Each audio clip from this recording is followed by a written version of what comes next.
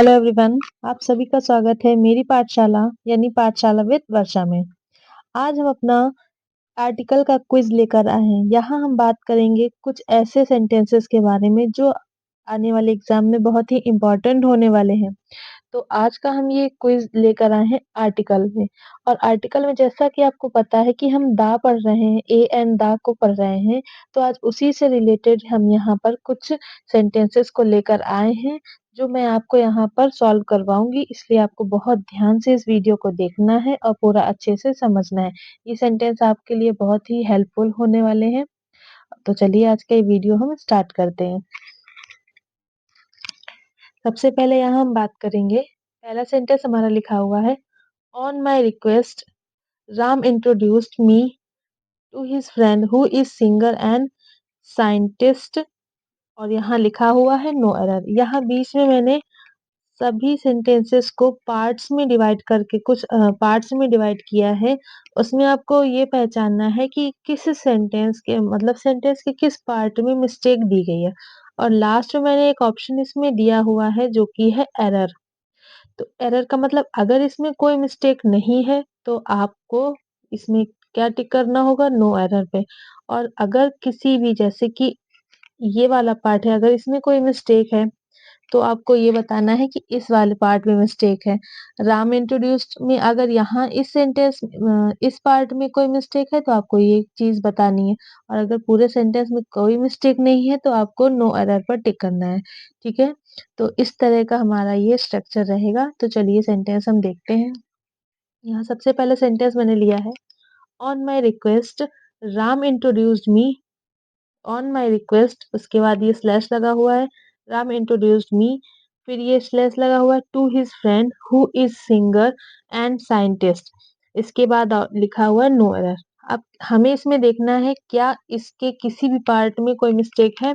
तो जैसा कि आपको पता है कि हम यहाँ पर आर्टिकल की ये सीरीज लेकर आए हैं, तो इसमें हमें मेन क्या चीज देखनी है, हमारा फोकस किस पे होना चाहिए, ए एन दा पर।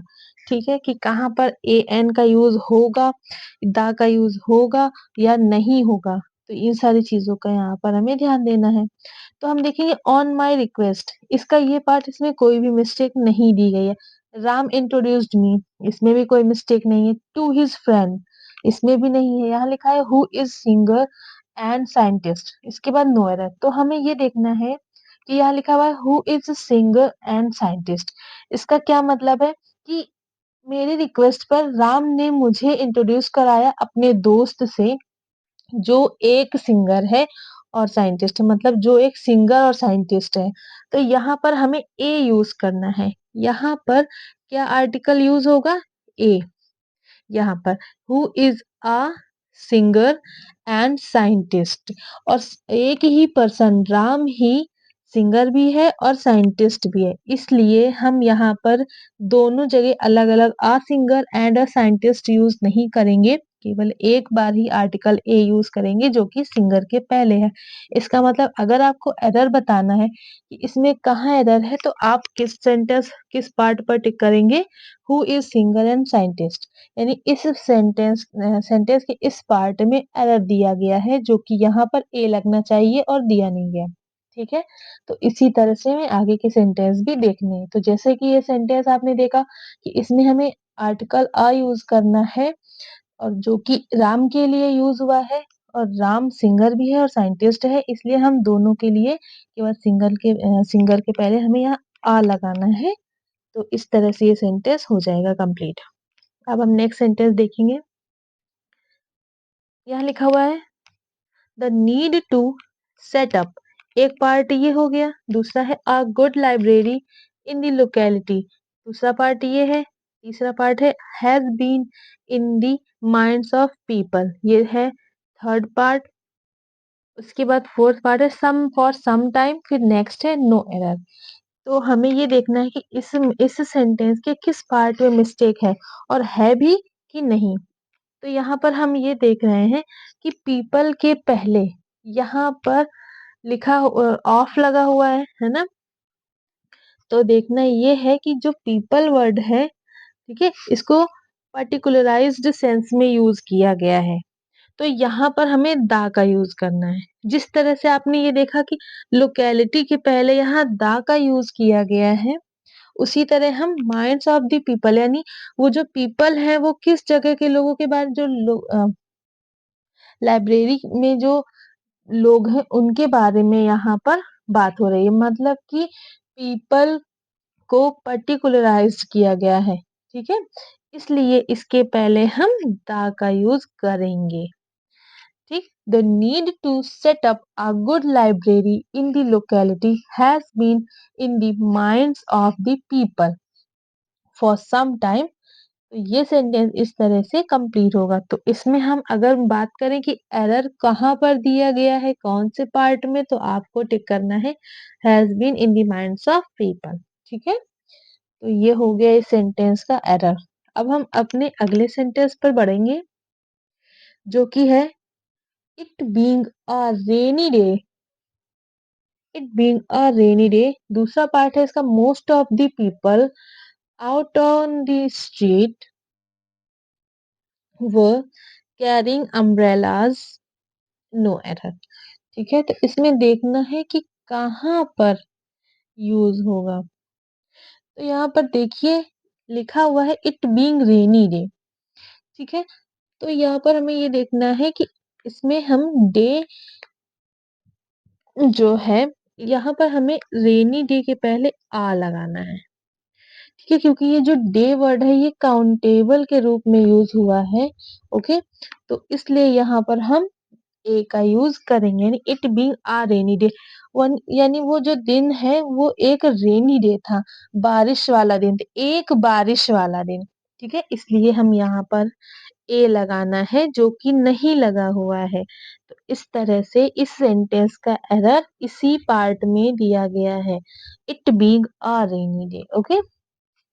मोस्ट ऑफ द पीपल, अब यहाँ पर भी देखिए पीपल के पहले द यूज हुआ है ना, on the street were carrying umbrellas, okay? तो इस सेंटेंस का जो एरर पार्ट है वो हमारा ये फर्स्ट वाला है, यानी यहाँ पर it being a rainy day होगा, एक बारिश वाला दिन, ठीक है?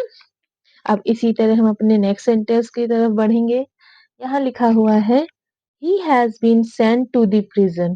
ये फर्स्ट पार्ट है। सेकंड क्या है, several times but has not shown any sign of improvement in his conduct। अब क्या यहाँ कोई मिस्टेक दी गई है तो हमें पहले सेंटेंस को एनालाइज करना पड़ेगा, उसे देखना पड़ेगा, ऑब्जर्व करना पड़ेगा कि कहाँ पर मिस्टेक दी। हो सकता है कि कोई आर्टिकल हटाना हो या हो सकता है कि हमें कहीं ए लगाना हो या एन लगाना हो या दा लगाना हो, ठीक है? या हो सकता है कोई भी मिस्टेक ना दी गई हो। तो इस तरह से हमें एक-एक सेंटेंस को उसके हर पार्ट को ध्यान से ऑब्जर्व करना है। तो अगर हम बात करें इस सेंटेंस के बारे में तो हमें ये देखना है ही हैज बीन कि यहाँ पर प्रिजन के पहले द का प्रयोग दिया गया है जो वो नहीं होगा, ठीक है?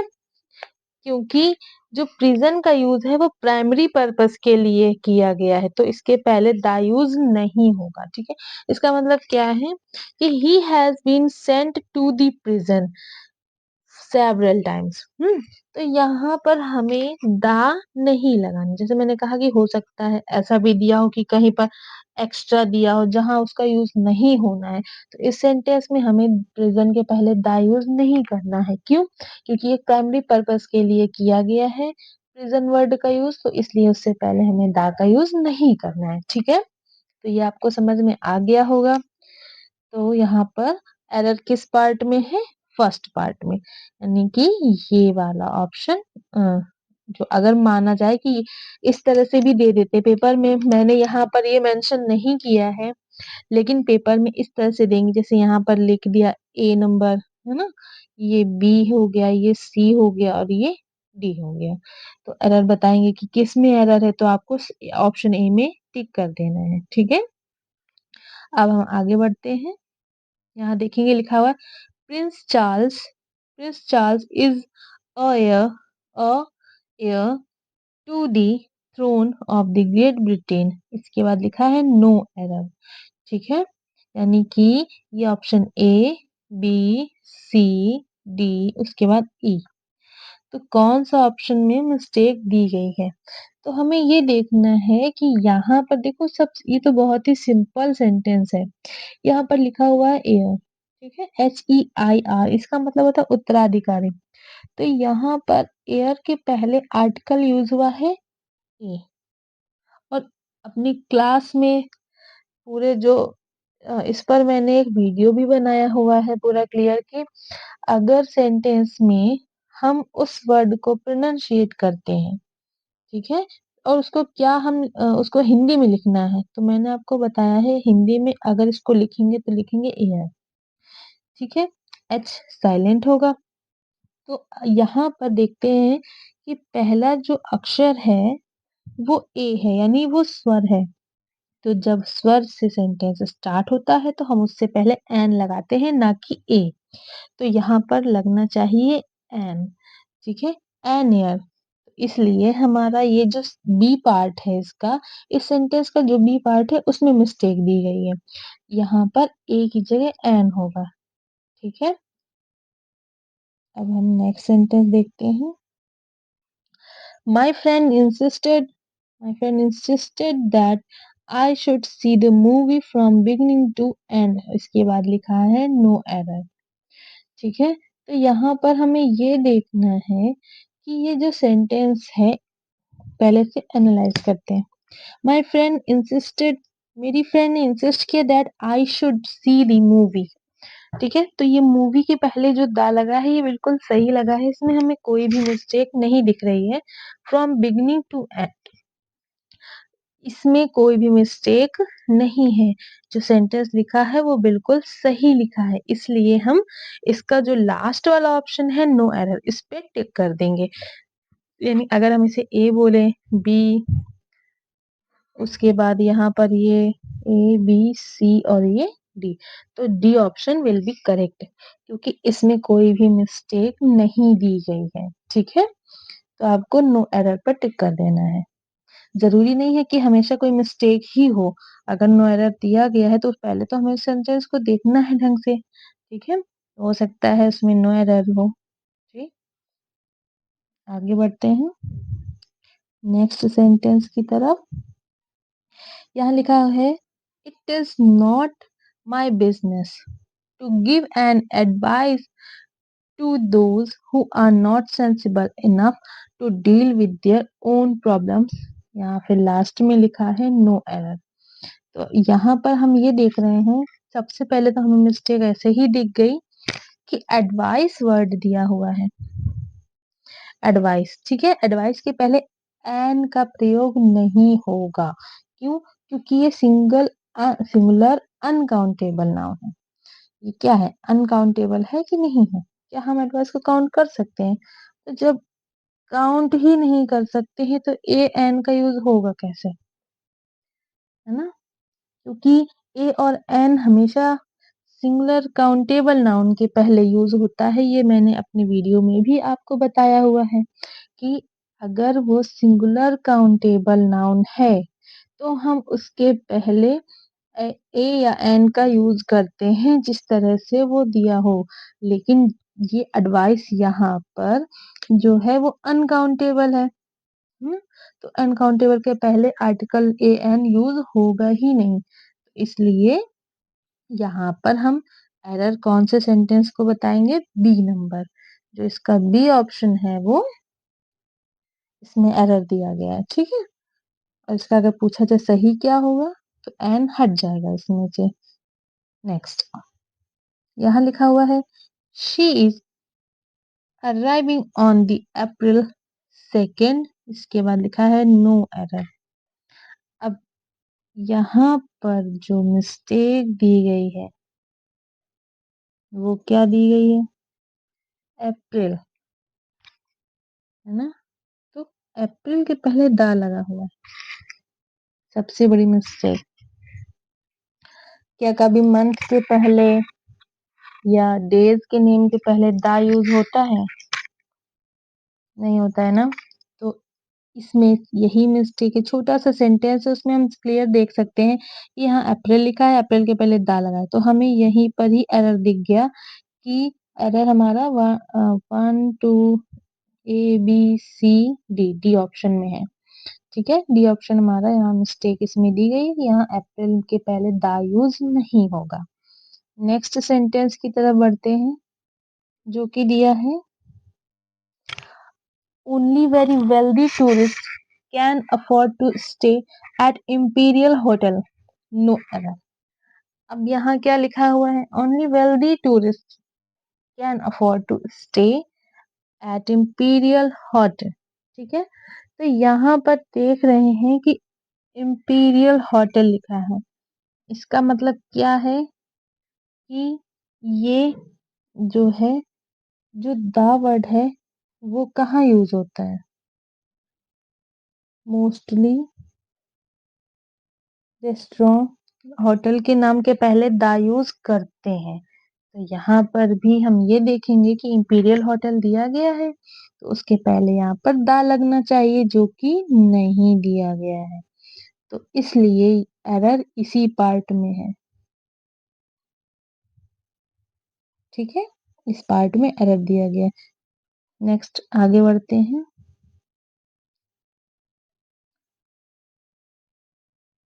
Our plane arrived at the Gatwick Airport, no error। इस सेंटेंस में क्या मिस्टेक है, तो यहाँ पर लिखा हुआ है गेटविक एयरपोर्ट।